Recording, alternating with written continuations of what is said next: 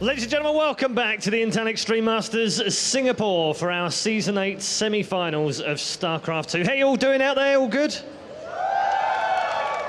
Great, got a fantastic crowd in today. I've already enjoyed the League of Legends finals. Now we're going to move on to the StarCraft 2 semi-finals. Before we get there, though, let's take a look at the bracket and show you what's happened so far. We've had 3 fantastic days of StarCraft 2. This is our 4th day and our final day, as you can probably work out by the tie. The quarterfinals were played out this morning and this afternoon. Hydra coming through against the last Foreign Hope Scarlet, 3-1. San also disposing of Effort, the Zerg going down 3-1 in that game. Don Regu absolutely on fire today, 3-0 against Hack. And likewise, Hero taking down MVP. Someone should sort that spelling out, by the way. M-V-V, not W-U-Y. It's all good, though. We know exactly what's going down. So, it's time for our first semi-final, which means introducing you to our 2 players. They've had a fantastic run already, and these 2 players have had an interesting tale of the tape in 2013 as well. Our first man is an Intel Extreme Masters newbie. He's never been here before, but we are thrilled to have him with us as part of the CJ Entus influx of players to the Intel Extreme Masters. Please make some noise for Hydra.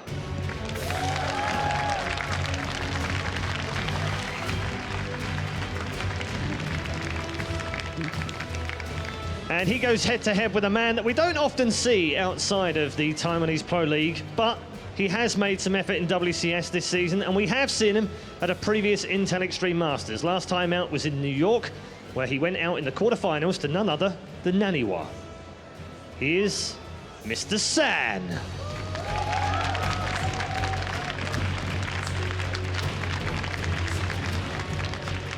And these 2 are going head-to-head in the semi-finals. This one is a best of 5. The map vote is just going to come up, which means it's time to go over to our commentary team, who are going to lead you through all of the action of semi-final number 1.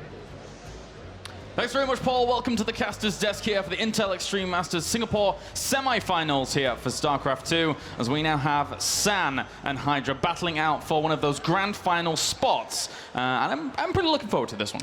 Definitely. San has shown he's a master of PvZ, and Hydra, he's won a lot of matchups to get here. He's looked pretty dicey in everything except the ZVP. ZVP looked absolutely unstoppable, despite the fact that he lost the game, but the other 2 games looked absolutely unstoppable. Yeah.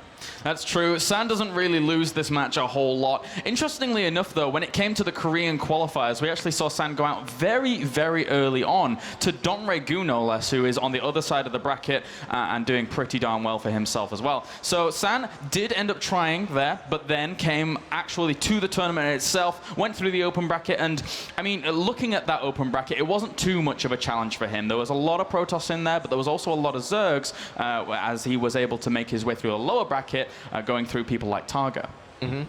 But the one thing going into this is San has been very stylistic. He's been doing that 4 Gateway Zealot opening every single time, including against Hydra's teammate in the previous match. And Korean team, they're going to share that information. Hydra, if he wasn't watching, he will definitely know what happened. Effort will tell him. They will go over that. They'll try and figure out how to deal with it. And Effort looked like he had some idea. He just couldn't quite get the execution down. Hydra definitely, at least judging by the games they've played so far, the more solid, the more comfortable early game ZVP player. Effort takes a while to get him going, but Hydra, I think, definitely in the early mid-game will be the superior player there. Yeah, it's very important to note that, once again, it is best of 5, so each player only has 1 map veto. Hydra will take away Akalon Wastes, and considering what we saw from San on that map, maybe he just doesn't want to have to go into big macro mode against San when he gives him those bases to get going. We saw a lot of Sky play there from San, and didn't quite work out in the end, but San does rely more so on his early to mid-game focus to really, really punish his Zerg opponents. Yeah, I honestly find that ban very, very surprising. I think it would be much better spent for Hydra on something like Polar Knight or Yunsu or something, where the Zealot pressure into an Immortal, or some other kind, but probably Immortal, all in, is nearly unstoppable in the hands of San. I don't know, maybe he just specifically doesn't like Akalon for some reason. Maybe he feels very comfortable holding it off, and he's actually kind of trying to bait San into doing that build. Those are the only things I can think of. But we are going to get a lot of big macro maps involved in the first 3 games. Polar Knight, of course, the more aggressive map, but Frost and World win the 2 big macro maps in the pool. That has to go in Hydra's favor. Maybe he has been a very aggressive player himself, but you almost have to imagine that his late game, his macro, is kind of going to be better than San's. Because San on Akalon didn't look so comfortable. No, not at all. As we said before, his earlier game focuses are things to be worried about when it comes to playing against him as a Zerg player. And the interesting thing about those maps and the way in which we saw the order go there, we saw Hydra taking Frost and then Whirlwind after we saw San's second choice. So very, very obvious here that that Hydra wants to be on those bigger maps against San. Very, very obvious from the very get-go. And as you rightly pointed out, the CJ Entus players, they're going to be deliberating exactly how to take this guy apart, because Hydra knows he has to just defend very early on.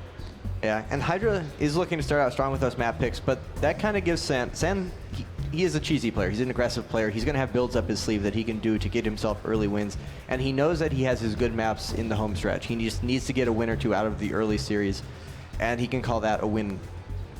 You know, he can call that a win. He can be satisfied with that. He doesn't need to take the series early, whereas Hydra does. So that puts a bit of pressure on him. And in PvZ, you can always do some funky stuff and maybe luck out a win. There's always the potential for that. So Hydra's going to have to be very, very safe and just cover all of the possible bases in the early game going into these first few maps, especially on Frost and Whirlwind. For me, so far in the past couple of weeks, months even, that we've seen Hydra playing in this matchup, the only player that we've really seen him be really contested by is his teammate, Hero, during the qualifiers for the Korean and Taiwanese region. And now Hero stands on the other side of the bracket, so if Hydra were to advance and Hero in turn, that certainly could cause him some problems. But other than that, Hydra has been very, very strong against Protoss. And now he stands up against San, who, well, a lot of people consider him to have some of the best ZVP in the world. So this is going to be a fantastic match. I'm looking forward to it. It certainly is. And it's a very interesting clash of styles because they both seem more early game oriented. The games against Squirtle yesterday, Hydra just killed him flat out with timings. And maybe it's just because he doesn't have to go to late game. Maybe he's just good enough and comfortable enough with those early game builds, with those mid game timings, that he doesn't feel like he needs to. But it definitely seems like there is an emphasis. It seems like he wants to get his opponents out of the game real fast. And San, of course, we've already experienced plenty of his PvZ to know that he is looking for the early game. And back in previous games, previous months, San looked pretty comfortable in the mid game. It seems like he was one of the few Protosses who had an actual handle on how to deal with Swarm Host Turtle, how to keep his opponents off balance enough to not let it get to the point where it is so frustrating for Protoss, like we saw in that Akalon game. But effort, once he got going, once he solidified himself, it looked like San just could not find a hold, had no idea what to do about it. And so if it does get past the mid game, if neither of their timings are successful in killing each other off, it's kind of unexplored territory for both of them. We don't know how good Hydra's going to be there, and we don't know if San's going to be able to deal with it. All right, well, the countdown has begun. We are getting loaded up into game number 1 of our first semi-final for today to find out who moves on to the grand final to contest for that championship position here in the Intel Extreme Masters Singapore. Frost will be our first map here in this PvZ between San and Hydra. And without further ado, let's introduce those players spawning down to the bottom left-hand corner as our red Protoss. Ladies and gentlemen, give it up for San! And up to the top right-hand corner, we have our blue Zerg representing CJ Entus. Give it up for Hydra. And Hydra's gotten cross positions on an already very large map, so he has to feel great about that. Immortal all-ins on here, it's quite a stretch. You're pretty desperate if you're going for an Immortal all-in cross positions on a map like this. And we're seeing the first deviation is looking like a Forge FE from San, along with a very early Probe Scout. So that is already, I think every single PvZ we've seen him thus far has been Gateway expansion. He might look for Cannon Rush. That's a definite possibility. This is very unlike San here to be going for that Forge, as you rightly said. Normally, it's that Gateway expand. So depending on when he sends down that second probe to either build a Forge or actually just eventually just negates that and just goes straight for a Nexus first, this is a very, very big change that we're seeing here from San. Yes, it is. Although, if he goes for a Cannon Rush, Hydra, every single ZVP he played yesterday, he opened up with a pool first. And he is sending out that very early probe. As you said, the Forge goes down. He hasn't even scouted yet. Well, he's going to sending out a second probe. So he's definitely looking for a Cannon Rush here. And it is going to be a hatch first. But he's sending out 2 drones, so he smells something. Well, we could have even seen Hydra try and go for a triple hatch. I mean, I'm not saying that drone is the case for that, but it looks like San is going to get up here with this initial probe. Hydra does spot that, and he knows what's up. He knows his opponent's kind of mentality, what he's going to be going for. This was a nice, a clever move by San, but depending on the execution, it could go wrong if Hydra's on top of things. Second drone pulled down absolutely immediately. Hydra knows this is a gateway expansion player. You see a probe that early, it means something. Yeah. The 2 pylons going down. Hydra knows. The spawning pool comes down. That's a little bit late. However, he has a lot of drones down here. Everything comes down to blocking the wall in, blocking the important cannon positions, and it looks like he's doing just that. Well, kind of. There's a few dangerous cannon spots he could drop. Yeah, this isn't really going to work out, I don't think, in the end for San. I mean, he does have the 2 probes out there. It makes it a little bit more deadly for Hydra to control if he's actually going to have to deal with those, and if San tries this, but there's just no way. There's no room for him at all. Hydra being very, very careful with all his positioning, not letting anything get through. A few little openings where San might have been able to get a cannon in one of the closer, tighter spots, but San never deciding to go for it, never deciding he had the opportunity, and the Nexus and the Gateway do come down, so he has given up on that. He did send out 2 probes early. He got the Forge before the Nexus, and Hydra gets away with a hatchery, even though he had 4 or 5 drones sitting down there blocking that for quite some time.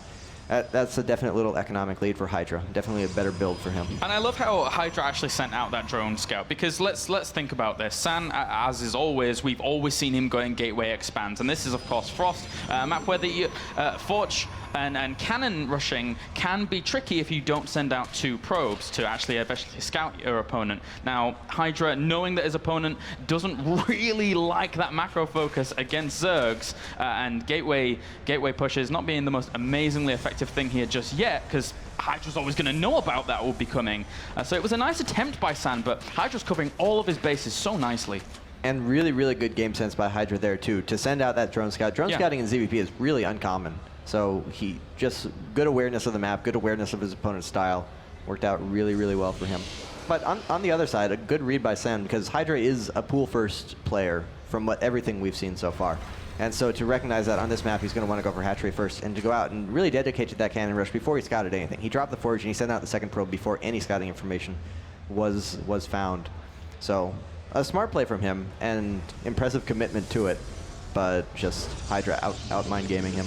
And we see San going for something that is less common for him, as we do have that Stargate thrown down. But if he were to try and go for any kind of 4-gate pressure at this point, off the back of a Forge Fast expand as opposed to Gateway expand, then it would be a little bit slower. So likely here that we could see some Void Rays out of San. It really depends. I mean, he has a lot of options, but he does favor Void Rays usually when he goes for Stargate. Yeah, especially on the Aklon game, he went for Void Rays mostly because he was, first off, defending a Roach Rush, and then also because that was just kind of his long game plan. He was looking for a Void Ray-based composition in the macro game. But here, the only interesting thing here is that San hasn't actually taken his 4th gas. So that could be, and an Oracle's coming out first. The follow-up will be the interesting part. Could be the Oracle to harass, then a bunch of Phoenix, and then a Warp Gate rush under it. But only 3 gas definitely signifies some kind of aggression here, most likely. Well, San's just going to get it off 3rd this. Nexus. Oh, wow. Okay, so that's actually very, very quick here for San. So he is going to try and macro out of this pretty speedily, but I'm not sure how that's going to work out for Hydra. We've seen, even during the qualifiers for this tournament itself, Hydra's ability to go toe-to-toe with the best of those Protoss players in this big macro game. And he already knows that the Stargate's down, so he's going to be preparing for that without having initially seen the Oracle.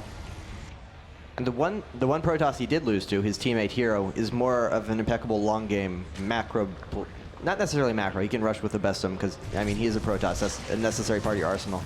But he's much more a management kind of player. He's not a cheeser like San. So, ooh, quite a few drones falling to that Oracle, actually, and getting away for free. And this Nexus actually would be pretty risky had Hydra gone for Speedling, but without the option to go Speedling to punish it, definitely getting up for free, getting up safely. So San is just going to have that very fast 3-base economy. He's upgrading as well, adding on some more gateways, and into Void Ray, even Chrono boosting out the Void Ray. So looking like a similar composition to what he was using on Aklon. Yeah, definitely. And with the robot actually being thrown down in an interesting position there for San. Throwing down the 3rd base, it is a little bit vulnerable if Hydra were to go for something extremely aggressive with Roach Hydras. But at this point in time, We do see that San has already spotted the layer. He knows that's going down, and Hydra is just committing to those double evolution chambers. So it looks like a very range-heavy upgrade style. He's liked to go for a lot of a lot of Hydralisks as opposed to Roaches very quickly, because just in general, it can deal with a lot of things defensively, like Stargates, for example. We actually have, despite that third Nexus and the tech, a little bit of Zealot aggression, along with the Oracle in the main, doing more harassment damage. But some Zealots wandering into the third, a forward pylon from San, and warping in a lot of Zealots. He has seven Zealots and another pylon coming up. So it doesn't really matter what San's doing. He's going to find a way to attack you with Zealots. Yeah, he always somehow finds a way. It's really quite impressive, considering the position in this game that we're at. This is not the normal little time that we're seeing here from San. There are no units besides 6 Zerglings here from Hydra. He's panic making a bunch of Hydras and Roaches. If San actually focuses down this hatchery, he very well could kill it. He certainly could. There's a few Lings going to stream in here, try and buy some time. All the drones have to fight as well. I mean, he needs to save this hatchery. He's got one going up to the top left, but this is going to stop a lot of the income here if he loses this. The Zealot's actually just going to work, and they're killing off a lot of drones. He's already killed off 28 drones in total, killing off more. This is really impressive here by San. The hatchery following easy as well, and this is not a 2-base all-in. This is any kind of early pressure. This is off of a third Nexus and a lot of economy. What is this? Somehow San manages to find a way here, and that again, is absurd. It's not a normal timing. It was just randomly, I am going to throw in a few Zealots here and go for it. But during all of that, Hydra had no ability to see that. And the Oracle's back in the main, killing more and more drones. There's no Spore Crawler there still. Oh my! San is actually ripping Hydra apart here in game number 1. And Hydra is falling apart very readily.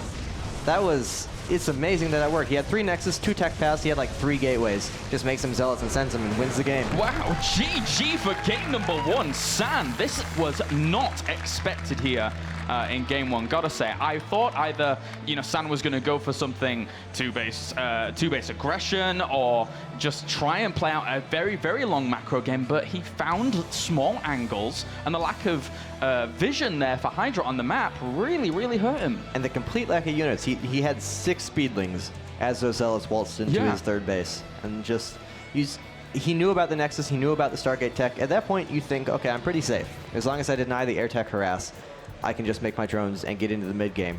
And not against San. You're never safe against San. And this is a really bad loss for Hydra to take, because Frost is one of the maps.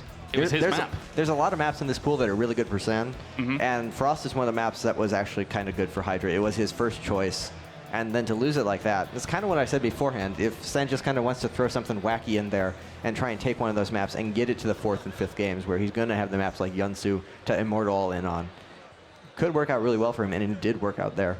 A very strange game number 1, and as you know, it was Hydra's map. That was the map that he chose. Now we head over to Polar Night, which is San's map, as we get geared up for game number 2 here in this best of 5. But San, I don't know how he managed to wiggle around that one, but it was absolutely superb. Ever the opportunist here in game 1. And, why not? Why not take that if you can get to it? Hydra, he was playing hyper greedy against a player who is as aggressive as San. You can't get away with that. Nope, absolutely not. But, I mean, he kind of tricked him into it. He put down that third Nexus. He showed the air units. 9 times out of 10, you are going to be safe there. You're not really going to need that many units. Because if you see air tech, but he's on 2-base, then there can be a warp gate all in under it. But off of 3-base, that's pretty unheard of. Most Protosses don't play that way. If it had failed, that would have been pretty bad, because he's delaying quite a bit. He's not going to have any ground units, so he's going to have no ground army to speak of for quite some time, because he's making Zealots instead of the sentries you need to build up mana. So a bit of a risk there from San, but all the risk he takes, and they always seem to pay off. I'm not sure if it's game sense or he's having a really good weekend. All right, well, we're getting on to game number 2 here in a second, as Polar Night will be the map. As I said before, it is San's choice here of the map, so maybe we will see something as aggressive, but he's just shown that there are tendencies of his that are slightly unpredictable. That was not something I saw coming up to the point where there was just Zealots randomly appearing on the other side of the map, and Hydra, in turn, clearly didn't see it either. So he needs to be very careful and be so cautious. Keep an eye on absolutely everything going on. Yeah, Polar Night, as we said, this is one of San's maps, and we've seen on this map multiple times this tournament, and on maps similar to it, that 4 gateway Zealot opener into an Immortal all-in. And He keeps doing it, but I haven't seen it fail yet. It actually has not failed yet in this tournament. So strong. Spawning up to the northern position as our red Protoss. Currently 1 game up. Ladies and gentlemen, give it up for San. And down to the south, our blue Zerg, representing CJ Entus. Give it up for Hydra. I don't know, I'm kind of scared for Hydra. The Zealot into, and he is opening up with Gateway expansion here. We see the pylon in the main. So we're going to have to wait and see if he gets 2 gases or 1. That's pretty much the telltale sign. If he gets 1, he's going to be doing the Zealot rush, and then it's all up to Hydra to see how he wants to defend it. Effort every game was opening up with speed. It was a weird kind of half measure. He was opening up with the speedling, but he didn't manage to prevent the pylon, and then there's nobody who's better at just judging the right amount of zealots to make to keep himself alive, keep that presence there, but not overcommit than San. And then after given that, Effort was forced to then go into Roaches after rushing out the speedling, and it just left him with a completely crippled economy. We're going to have to see if Hydra can figure out the situation better or not. Straight to the San go-to of that Gateway expand here. Very, very common to see that from him. So Hydra's going to end up scouting that out, and when it comes from San, he's gonna be a little bit more feeling as if that's normal here from his opponent. And no opportunities of cannon rushes here either against Hydra. So maybe he might send the drone out to have a look around, but other than that, I think he would always expect a Gateway play from San here. Almost definitely, and we do see that this game he puts down the hatchery. He doesn't send out the secondary drone to scout for any kind of probe or cannon rush. He's not looking to block that. He's not worried about it at all. And I really like seeing this from Hydra, because yesterday he seemed a very unadaptive player. He was doing the exact same thing all 3 games in all of his matchups. But this game, knowing that his opponent is a Gateway expander, just very confident in his read on him, going hatch first, and then going quick speedling, which I really like, because I really think the early speedlings give you the map control necessary to prevent the pylon from coming down and starting up that warp gate rush. We do see only the 1 gas in the main of San, so that will be what he's going for. Yeah, especially on a map like this, where you have to cover quite a bit of space on the left and right to make sure that those pylons aren't going down. Speedling is going to scout that out very, very quickly. And Hydra, in turn, does have a lot of room to position these overlords later on around the base to eventually spot what's going on in terms of tech. So, but he has to be very careful as well. If we see a 4 gateway play from San, generally 2 are at the front, and then he always ends up hiding 1 behind the mineral line. So that's something Hydra's probably going to be looking out for. Honestly, given how confident Hydra seems to be in his read on San, I think just the fact that he sees only the 1 gas in the main, I think that alone is going to be enough information for him to be very, very sure that 4 gateway is coming. Because San has done it literally every other PvZ that he has played that we have seen. And Hydra seems to be well aware of that. I'm sure he is. And so we do have speedling started. We do have no more gas. Well, only the 1 drone and gas from Hydra. That's relatively irrelevant here. There's 1 gateway, there's 2. Now it's 150 minerals more, and a pylon at the back might signify that we get a 4th if he wants to go for that. He's already started a sentry, which will hold at the front at least. Front and boosting out warp gate as well. Kind of surprised we haven't seen that 4th gateway yet. Yeah. He has 150 minerals. Out there it goes. It is now queued up in the back. Whee. Well, this was kind of what we were expecting, and to be honest with you, if we can expect this, then Hydra can expect this. Now, how will he deal with it? He sees the pylon, but he doesn't have speedling yet. He can't quite kill it. And the pylon should be going down any second here. The 3rd hatchery is coming up from Hydra. No Roach Warren just yet. He's making a lot of links. Speedling is about to finish. The pylon's going to finish. He's not going to have links there in time to kill it. This is a little bit of a tough spot here for Hydra. Again, he knows it's coming, but how is he going to deal with it is the question. 3 lings actually poking away at the front of the base and almost getting themselves a sentry, but that was never going to happen as long as San is keeping on his toes. And the Zerglings are actually going to charge in here and go completely past the pylon. The warp gates are already here. I think he was just looking for the probe, trying to get a secondary pylon or something, but the probe is already on the other side of the map looking for an optional expansion. That's actually really, really smart and shows a lot of foresight from San, because Hydra doesn't seem to be really committing to the defense, and Effort did not. He was just sacking his hatchery.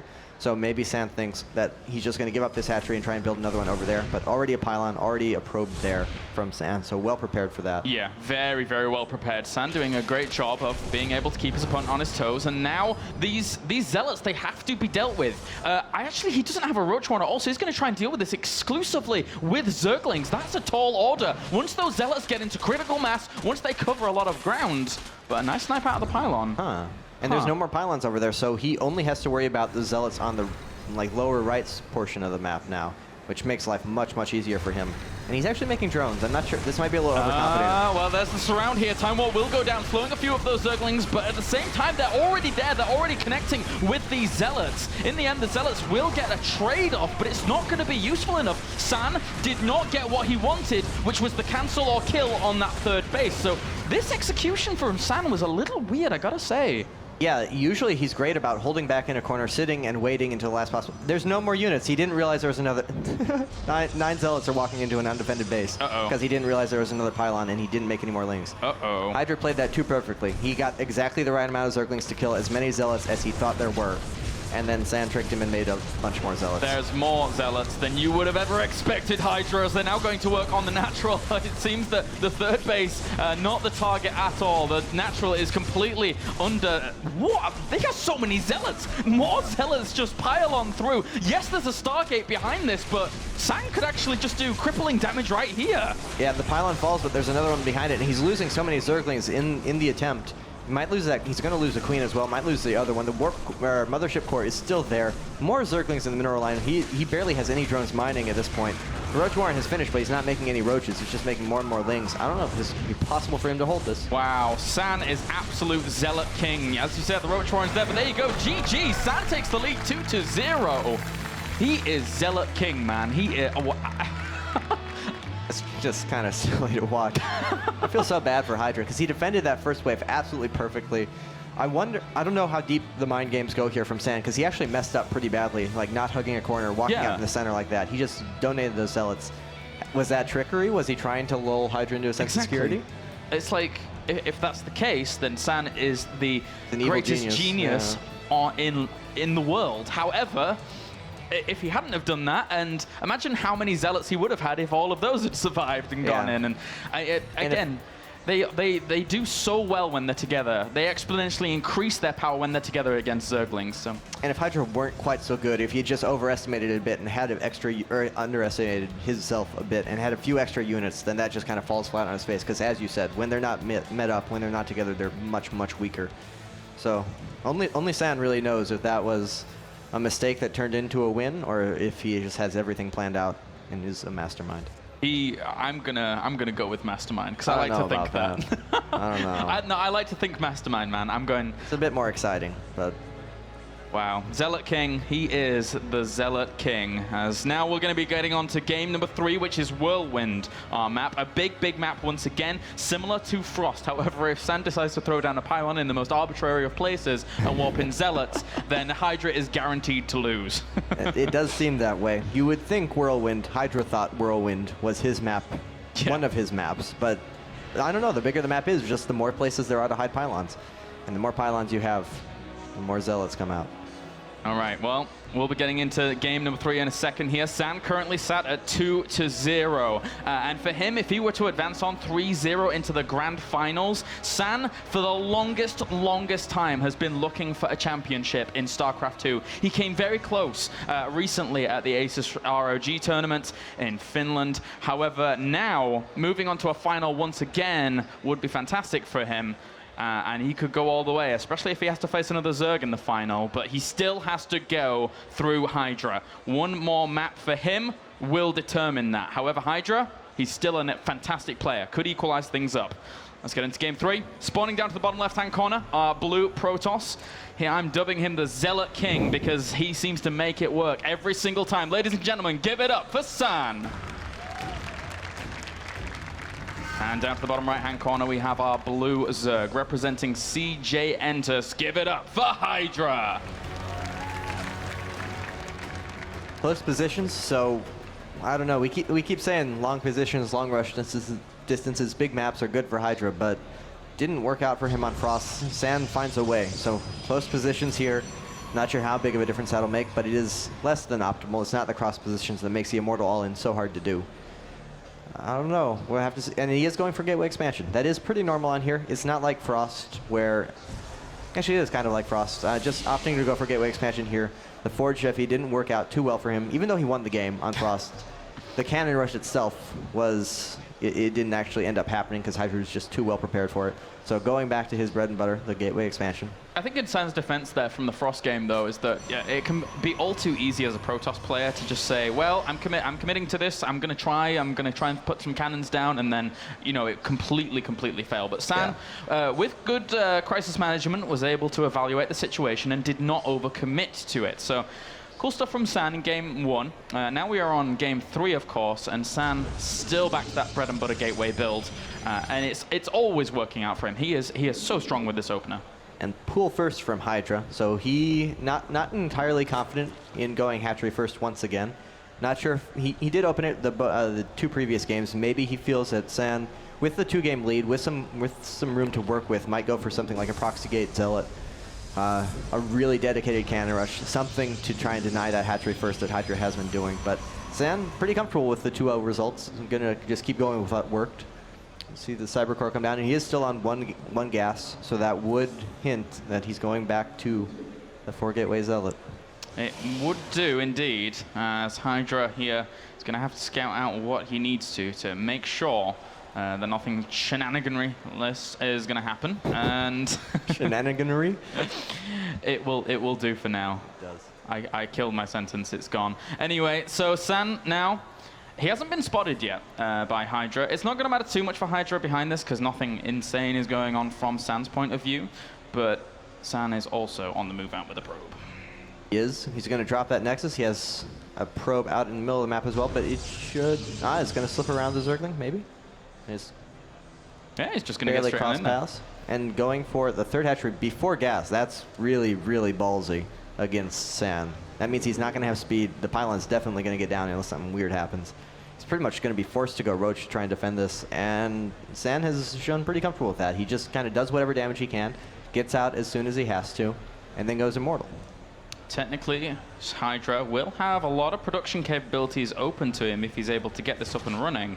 But still, San, he's probably played against this quite a bit. There's 2 gateways at the front, and there is the pylon at the back of the mineral line in the main, once again, for that 4th gateway if he wants to go for it. So there's certainly the possibility that we'll see the standard go to, as he's chrono boosting the warp tech already here, is San. Yep, almost definitely. I'd be very surprised if we did not see a 4th gateway. And there it is, right in front of the Zergling. San really doesn't care if anyone knows at this point. Everyone knows. There is no surprising here.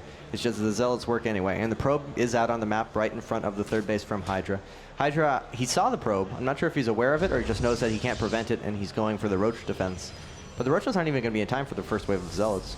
Yeah, that's a tough one. And even that being said, with the amount of chrono boost that we've seen focus down on that warp gate tech, the Roach Warren being pretty early in essence is still not really going to be there for the full brunt, well, for the initial brunt of this force. So he has to defend initially with these few Zerglings and buy a little bit of time.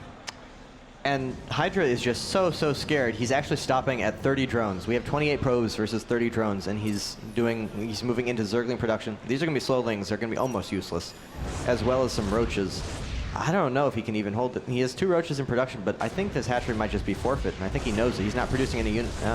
There he goes. He's going to try and defend it. I don't know if that's going to work. There's a few on the way. These Zerglings at the back try and intercept one of the reinforcing Zealots and don't get him in the end due to the fact that the Mothership Core helps out considerably. And now it's just Zealots for the Zealot King San as he takes out the hatchery almost instantly. Really no contention for this at all. It's so low, he doesn't even care. He can turn around, start killing off some of these units, and the Roaches just kill the hatchery anyway for good measure. So now Hydra trying to kill off as many Zealots as he possibly can do, but so much damage has already been done. He can't even fight them with the Roaches. The Queen is down. The Roaches are slowly getting picked off. There's no answer to the Mothership Core here. Then San's just going to kind of keep going. Where's his probe? Can he drop it? Oh, no, he hit the probe for later attacks. So he's not going to be able to drop a pylon more aggressively. He was making drones. Hydra didn't think he was going to keep going in, so he didn't keep... now he has 7 Roaches in production, though. He should be okay here. But yeah, he got a little bit cocky there. It almost cost him. The Zealots get straight on top of these Roaches once again, and now the Roaches aren't even trying to micro back. There is a lot of firepower in these Roaches, so he should be able to clean this up eventually. But there's already 6 workers having gone down here, and it's 34 workers to 26. So regardless of what happens from here, regardless of these Zealots being cleaned up, his economical position, isn't that amazing? And he lost another queen, which leaves him with only 1 for his 2 hatcheries, so he's not even at full production. He lost some drones as well. Did kill the mothership core, did kill a lot of zealots. So, I mean, that's nice, but I don't know. He traded way, way too much for it. And now it's 2 base versus 2 base with a robo already finished. 3rd and 4th gas is coming up. Mothership core already replaced. So he's just going to immortal all in, and I don't know if Hydra's going to be actually capable of stopping it. I just don't know if he can possibly get enough units in time to hold off that powerful rush. He's looking to just send in Hallucinated Oracle, 1 for information, maybe 2 to be able to force his opponent into some very weird reaction, but that's not going to be the case. The Hallucination does end up dying in, but it gets a lot of scouting information off. And now with those Immortals being cranked out for here for San as well, as you rightly pointed out before, I don't think he's lost with this build during this tournament. So Hydra's going to have a hard time, especially considering his economy was a little bit in tatters. Quite a bit in tatters, in fact. Just now getting the 3rd and 4th gas up, the lair on the way, slowly on the way. He's not going to have roach speed for that initial attack. Sans needs to move out around the 11-minute mark, 2 immortals. He's looking right on pace for that. I don't know. There's no upgrades. There's not even burrow this game. He doesn't feel he can afford it. And that helped a little bit for effort, but it still wasn't enough to win the game. I'm just not sure what he does at this point. I think the fact that we see 73 supply to 73 supply, it really gives us a big indication as to where Hydra is in this game. And that's a bad place, a bad place. As San now moving out with the 2 Immortals, also producing that Warp Prism, not only to reinforce, but also to go for that micro with those Immortals if he needs it. And they never seem to die. They really do live up to their name. Hydra has to deal with this so well. He has to come in from all angles, take perfect engagements. Otherwise, he will die here, and San will go on 3-0 to the grand final. Moving out to try and meet him in the center of the map, but those are slow roaches. It's very possible they get caught by force fields. Good by Hydra not to get trapped into a bad position, but he's just going to get, he's just going to get walled off, and he's not going to be able to get up here and fight the army now. And everything's going to die. Well, a few of those sentries do end up dying to the roaches, so that's going to negate a few of the force fields later on, but he still has a few more at the back, also walling that off as you said, and this hatchery is not going to live for very much longer. So the roaches, they're going to try and come up and do something, but they need to all come in and converge on 1 point at the exact same time. But with good force field usage, San can pretty much foolproof prevent that. Yes. And the Warp Prism is there, lots of pylons there, no way to stop the production of San. The only way is just catch him really out of position, and San's micro is too good to allow that to happen. And force fields will go down, sealing out so many roaches. All the drones come off the line as well. They're trying to get that 1 Immortal. It could be picked up into the Warp Prism, and if it did die, no, it's not going to die. It's on like 1 health. A very, very nice save there by San, because why on earth not? Why not keep that alive, as the roaches can't even get in. San's so far up in terms of supply. And Immortal literally on 1 health, still sitting there, still shooting, dealing damage, and he picks it up, not going to let that die. Teasing him with it. Has shields now, so that it is going to survive. They don't die. They are immortal. They are holding this on, holding it strong. Hydra is done. GG. 3-0 goes to San, the Zealot Immortal King. That was, well, San's really, really good at that build. I don't know. I would almost, at this point, like to see him go on to the finals against DRG, do that build 4 times, and win 4-0 with it. I think that would be... It would be painful. It wouldn't be the best series, but it would be interesting to watch. I'm kind of curious if he can do it at this point, because he literally has not lost with that. It's a very, very strong build, and now San advances on to the grand final. He's going to be either playing against a Protoss or a Zerg. We kind of know which one he wants to be playing. Yeah, in definitely. that final. Hero, a very scary player, and a very non-Zerg player. And I think San would definitely like to keep going against the Zergs at this rate. Oh, yes, he certainly would. So Hydra is now eliminated from the tournament. Commiserations to this man on screen, but San, as we said, advances on. What a really, really stellar performance just in general from San. I wasn't expecting the first map to go exactly how it did. No. But as we said, Zealot King, he finds a way. That is kind of impressive. Even if you are a relatively one-dimensional player, if you can make any game fit into that one dimension, it kind of just keeps working out for you. Like, you're not really supposed to be able to Zealot Rush after making 3 Nexus on Frost. It's just not supposed to happen. But San can make it work. All right, so that means our first semifinal is concluded here. So now we can send it over to an interview with our winner on the stage with Red Eye. Thanks very much, chaps. Yes, with San, congratulations. Fantastic 3-0 win. I don't think anyone thought it was going to be that straightforward. Can we talk about the second map? Kalaris said he wasn't sure whether it was genius or lucky. Can you explain the second map to us in a bit more detail? Was it a bit of luck in there, or was it something you actually planned? 두 번째 경기에서 해설자들이 이거는 운 아니면 천재적인 거다 이렇게 설명을 했었는데 일부러 자기 스스로는 운이었던 건지 아니면 진짜 일부러 했던 건지 설명해 주세요. 두 번째 경기는 제가 평소에 레더에서 그런 게임 많이 해가지고 운이 아니고 노렸던 거예요. That was definitely not luck. That was definitely not luck. I always practiced that in ladder, and it worked out. Okay, so it was genius then. We'll let him have that one. I think Kalaris called it a master stroke, so we'll keep it at that. Third map, was there any concern from you during the third map that maybe that he could come back into the game? He had a supply lead at one point, so did it look like that maybe you were forced onto the back foot, or were you always comfortable? 세 번째 경기에서는 좀 경기를 설명하자면 어땠었는지 항상 계속 이길 줄 알았었는지 아니면 좀 질 수도 있겠다 그런 생각이 들은 적은 있었나요? 세 번째 경기요? 네. 그냥 적당히 찌르고 그냥 운영하려고 했는데 가니까 아무것도 없어서 운이 좋아서 이겼던 것 같아요. Well, in the third game, I wanted to just put a little bit of pressure, but I actually saw that that my opponent didn't have any units, so I just ended the game. Okay, fairly straightforward. Not going to get much simpler than that. I wanted to talk to you a little bit because we had you at Intel Extreme Masters in New York, and you were quiet there. You didn't really make a huge amount of noise, and you lost out to Naniwa in the quarterfinals. What has been the difference between Intel Extreme Masters in New York and now a few months later here in Singapore? IEM 뉴욕도 참가를 하셨었는데 그때와 지금이랑 다른 게 있다면 뭐가 있나요?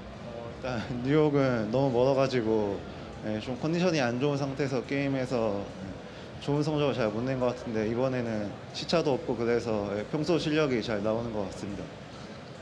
Well, New York was too far away, so I was really in a bad condition. And here it's perfect.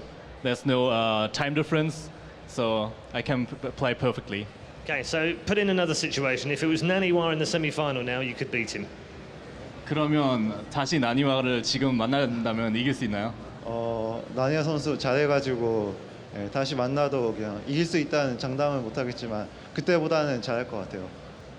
Well, I can't say that I would win, but since I have a good condition here, I think it's possible. Okay, he's a good man. Well done. Ladies and gentlemen, San is your winner of the first semi-final. And we've got more StarCraft 2 coming up as well. Another semi-final on the way before they play out for the chance to play this man in the grand final. We're also going to crown our MVP, so make sure that you log on to Twitter and tweet and follow at IEM and tweet us your favourite MVP from the StarCraft 2 tournament. We'll be announcing the MVP and bringing them out to receive their award before the grand final this afternoon. Just 2 more matches to go from StarCraft 2 after 4 fantastic days of brilliant StarCraft 2 here in Singapore. We'll be right back.